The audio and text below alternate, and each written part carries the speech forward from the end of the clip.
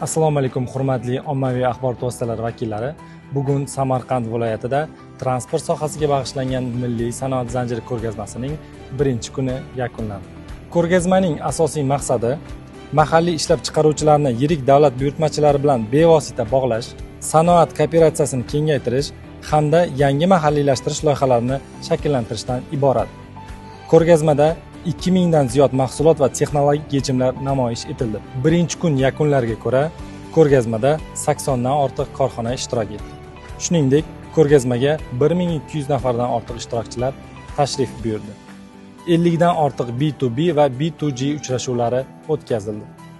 Davlat xaridlari orqali 4778 ta 490 milliard so'mlik shartnoma imzolandi. Yangi aloqalarni yo'lga qo'yish maqsadida 81 ta hamkorlik memorandumlari imzolandi. Ko'rgazma ertaga ham davom etadi.